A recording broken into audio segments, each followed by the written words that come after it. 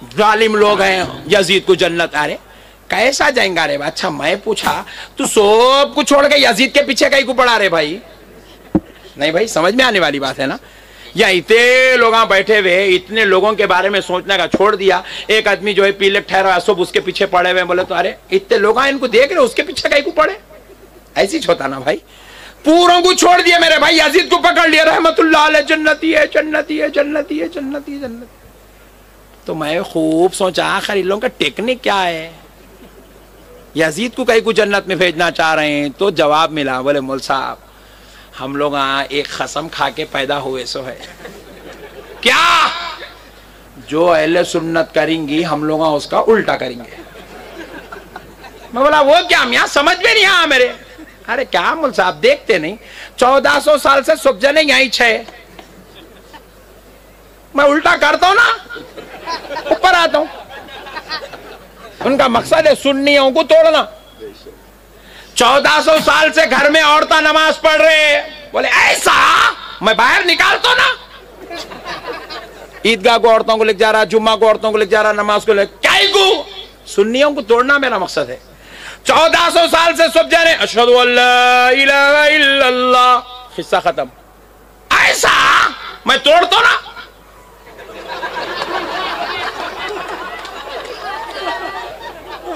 अरे इसका मकसद ही ये है भाई, अहले सुन्नत जो करे उसको तोड़ना। इसका जमात बनी नमाज सुन्नियों को तोड़ने के वास्ते 1400 साल से। गैरिल मग़दूबि अलैहिम वलद्दाल्लीन। सुनिए नहीं आया? नहीं, ये इमाम आज़म है। ऐसा मैं तोड़ता ना, क्या करता? आमीन। अम्मा इमाम की आवाज नीचे हो गई, मुसल्ली के ऊपर हो जा रही। अरे बोला इतना खतरनाक है क्या रे भाई तू? 1400 साल से 4 उंगल पैरों के बीच में, ऐसा मैं तोड़ दो ना, क्या करता? चीर के ठहर दो। मैं अलैहिस्सलाम ने हुसैन को यूं नहीं कहा, बेटा हुसैन नमाज पढ़ रहे हैं आप बीच में नहीं आना। जैसे हम लोग अपने बच्चों को कहते हैं नमाज के वक्त नमाजी के सामने से मत जाओ, नमाज पढ़ रहे वहां से हट जाओ, उनके करीब मत जाओ। ऐसा हमारे नबी ने नहीं कहा, बल्कि प्यारे मुस्तफा ने हुसैन को सीने से लगाया, सीने से लगाकर कहा अल्लाहुम्मा इन्नी उहिब्बुहा, ए अल्लाहुम्मा इन्नी उहिब्बुहु, ए अल्लाह मैं इसको मोहब्बत करता हूं और तू भी इससे मोहब्बत फरमा। और ए अल्लाह जो हुसैन से मोहब्बत करे मौला तू उससे मोहब्बत फरमा। नारे तकबीर, नारे रिसालत, उलमाए सुन्नत, जश्न शहीद आजम कॉन्फ्रेंस। जब नमाज खत्म हुई साहबा इकराम ने सवाल किया या रसूल अल्लाह सजदा इतना तवील क्यों हो गया? तो नबी पाक अलैहिस्सलातु वस्सलाम ने फरमाया इसलिए सहाबियों सजदा इतना तवील कर गया क्योंकि मैं देख रहा था हुसैन मेरे कंधे पर है और अगर मैं सजदे से सर उठाता हुसैन गिर जाते और रब को इनका गिरना गवारा, अल्लाह अल्लाह, रब को इनका गिरना गवारा नहीं है। तो जरा गौर करें प्यारे बुजुर्ग और दोस्तों, हालांकि जब नबी पाक अलैहिस्सलाम का सर अक़दस सजदे में है तो कितना दूर है जमीन से? एक बालिश्ता भी फासला नहीं है जमीन से सजदे को। तो मेरे आका अलैहिस्सलातु वस्सलाम फरमा रहे हैं उस जगह से ही हुसैन का गिर जाना रब को गवारा नहीं है। तो हुजूर बता रहे हैं मेरा हुसैन यहां से भी अगर नीचे आ जाए जमीन पे रब को यह गवारा नहीं है, क्योंकि हुजूर जानते हैं कि मैं जब करबला का मैदान होगा तो इसी हुसैन को मेरी उम्मत घोड़े से नीचे गिरा देगी, इसी हुसैन के जिस्म पर मेरी उम्मत तीरों को छन्नी कर देगी। तो इसीलिए हुजूर बताना चाहते हैं मैं हुसैन से इतना प्यार करता हूं कि इतनी तकलीफ भी ना मुझको गवारा है ना मेरे रब को गवारा है। तो इतनी जबरदस्त इतनी बड़ी तकलीफ जो हुसैन को दे कि उसके जिस्म अक़दस पर 70 तीर लगे हुए हैं, जिस्म से गला काटा जा रहा है। तो और वो हुसैन जब मैदान महशर मैदान करबला में 2.5 दिन का प्यासा होकर शहीद किया जा रहा है, तो सोचे हुजूर बता रहे हैं उस वक्त मौला को कितनी तकलीफ हो रही है, उस वक्त उसके आका को कितनी तकलीफ हो रही है। और जो नबी और रब को इतनी तकलीफ दे, हुसैन पर इतना जुल्म करे, ऐसा जुल्म करने वाला यजीद मलून क्या जन्नती भी हो सकता है? नहीं हो सकता। अब अहले हदीसा एक नया ढंडोरा लेके बैठे, यजीद रहमतुल्लाह अलैह, यजीद रहमतुल्लाह अलैह, यजीद। मैं परेशान हुआ, जिनको रहमतुल्लाह अलैह बोलना है उनको नहीं बोलता हूँ बोल रहा, गौसे आजम को नहीं बोलता हूँ बोल रहा, गरीब नवाज को नहीं बोलता हूँ बोल रहा, बंदा नवाज को नहीं बोलता, यजीद रहमतुल्लाह अलैह। यजीद भी परेशान हुआ होगा, लानत अब तक आ रही थी, रहमतुल्लाह अलैह बोलने वाला कौन आ गया। यजीद भी सोच रहा हूँ 1400 साल से लानत बरस रही थी, झांक के देखा तो जाकिर नायक दिखा उसको। उन्हें बोला मेरा बेटा, मेरे लखते जिगर तू जल्दी आ जा मेरे पास, मैं अकेला हूं यहां बोल रहा हूं। क्या मेरे भाई, आप हक और ईमान से बताओ बल्लार शाह के मुसलमानों, कोई दीन का मसला, कोई शरीयत का, कोई जो है बाहर का मसला नहीं, दीन और शरीयत का मसला समझा रहा हूं। आप हक और ईमान से बताओ बल्लार शाह में अगर एक मुसलमान दूसरे मुसलमान को मार दिया, मुंह फोड़ दिया, आप क्या बोलेंगे? अरे मियाँ नहीं करना ऐसा, अल्लाह की लानत आती, गुनाह अजीम है, मुसलमान मुसलमान को मारना बहुत बड़ा गुनाह है। तो बोले जाओ जी मैं नहीं मानता, तो ऐसे गुनेगार के लिए हुक्म क्या है? दोज़ख है। अगर कोई मुसलमान मुसलमान का कत्ल कर दे तो उसके लिए दोज़ख है, मुसलमान मुसलमान का कत्ल कर दे तो दोज़ख है, मुसलमान मुसलमान का कत्ल कर दे तो गुनाह अजीम है। उसके लिए अल्लाह रब्बुल इज़्ज़त ने कुरान पाक में दस्तूर बनाया, कानून बनाया है, वो दोज़खियों में से है, वो अजाबियों में से, वो पापियों में से है। दोज़ख का अजाब है, क़यामत का अजाब है, महशर का अजाब है, दोज़ख सारी चीजें, खबर का अजाब है। लेकिन अभी लोग 72 नुफूस खुदसिया, वो कोई मामूली लोग नहीं थे, खानदान नबुव्वत के चश्मो चराग फूल थे। नबी जिनको देखते तो नबी को सुकून होता, हुसैन जिन बच्चों को देखते तो हुसैन को सुकून होता, अली जिन बच्चों को देखते तो अली के क़ल्ब को तस्कीन होती। वैसे मुकद्दस फूलों को करबो बला में बुलाकर प्यासा रखकर शहीद किया जा रहा है। खानदान नबुव्वत की बेटियों को सरों से चादरें निकालकर कैदी बनाकर बाजारों में फिराया जा रहा है। इतनी जलील हरकत करने के बाद दुनिया कह रही है यजीद जन्नती है।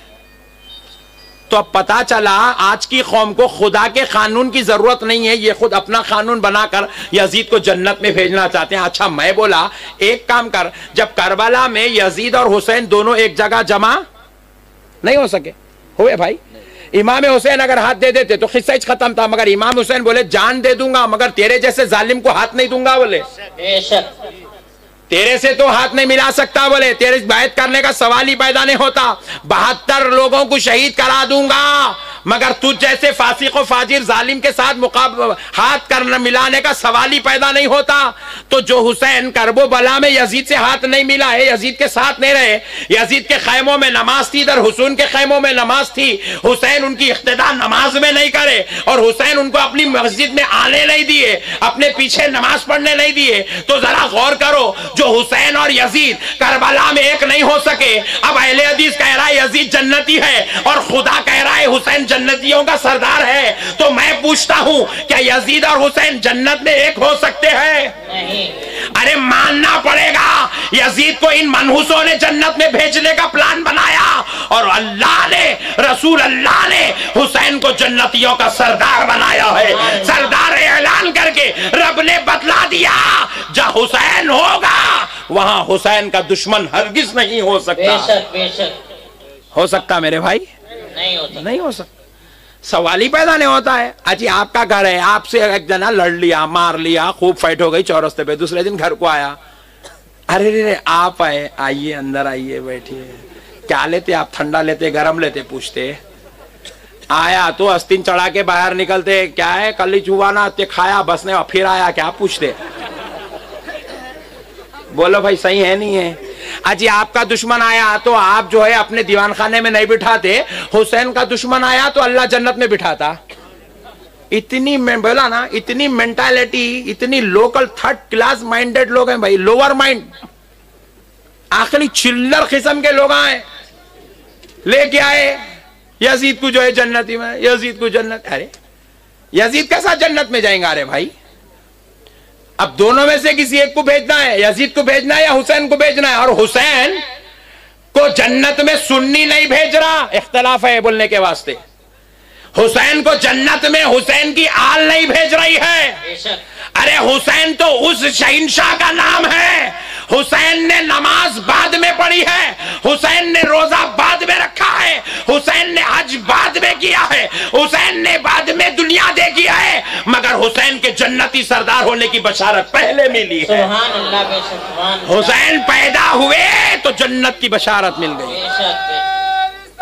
या रसूलल्लाह जिंदाबाद। जालिम लोग हैं, यजीद को जन्नत, अरे कैसा जाएंगा रे? अच्छा मैं पूछा तू सब कुछ छोड़ के यजीद के पीछे कहीं को पड़ा रे भाई? नहीं भाई, समझ में आने वाली बात है ना। या इतने लोग बैठे हुए, इतने लोगों के बारे में सोचने का छोड़ दिया। एक आदमी जो है पीले ठहरा सब उसके पीछे पड़े हुए, बोले तो अरे इतने लोग इनको देख रहे उसके पीछे कहीं को पड़े? ऐसी होता ना भाई। पूरों को छोड़ दिया मेरे भाई, यजीद को पकड़ लिया, रहमतुल्लाह अलैह, जन्नती है जन्नती है जन्नती है जन्नती है जन्नत।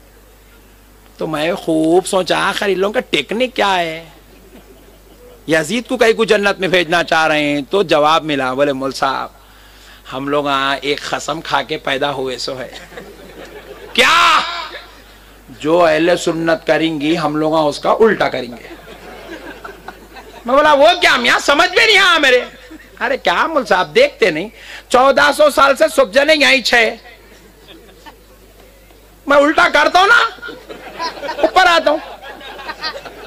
उनका मकसद है सुन्नियों को तोड़ना। 1400 साल से घर में औरतें नमाज पढ़ रहे, बोले ऐसा मैं बाहर निकालता ना। ईदगाह को औरतों को लेके जा रहा, जुम्मा को औरतों को लेके जा रहा, नमाज को लेके, क्या को सुन्नियों को तोड़ना मेरा मकसद है। 1400 साल से सब जा रहे अशहदु अल्ला इलाहा इल्लल्लाह, हिस्सा खत्म। ऐसा मैं तोड़ता ना।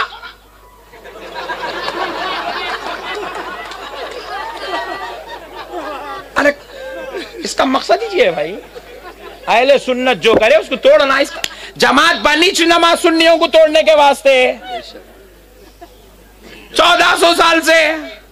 गैरिल मग़दूबि अलैहिम वलद्दाल्लीन, आमीन। सुनिया नहीं आया? नहीं, ये इमाम आज़म है। ऐसा मैं तोड़ता ना, क्या करता? आमीन। अम्मा इमाम की आवाज नीचे हो गई, मुसल्ली के ऊपर हो जा रही। अरे बोला इतना खतरनाक है क्या रे भाई तू? 1400 साल से 4 उंगल पैरों के बीच में, ऐसा मैं तोड़ दो ना, क्या करता? चीर के ठहर दो।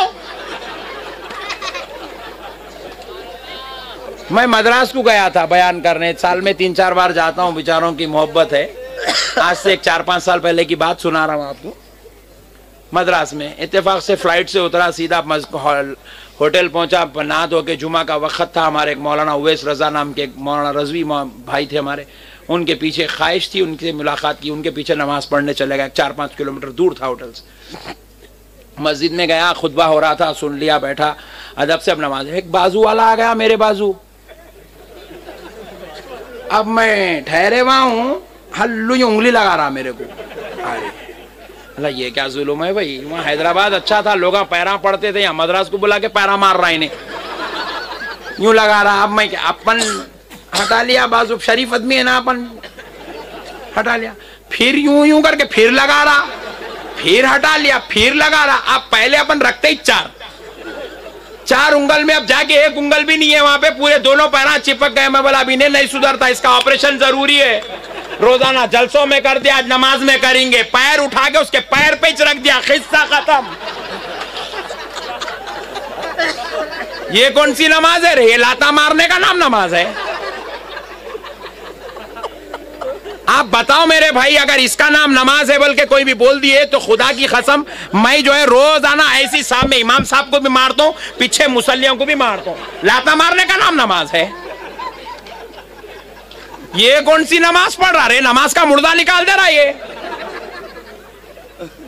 सही बोल रहा हूं मेरे भाई आप?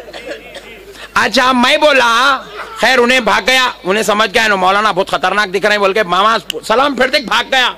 बाद में पूछ पकड़ के पूछूंगा बोले तो भाग गया। खैर छोड़ दिया। मैं उसका अगर मिलता तो मैं पूछता था, एक नादान, अच्छा आज मैं हूं, अगर मेरी जगह इधर तेरा बाप और उधर तेरा दादा ठहरता तो इधर से एक पैर बाबा को एक पैर दादा को लगाता, तो दोनों मिलके सोचते थे ऐसी औलाद पैदा होने से नहीं होती तो अच्छा था।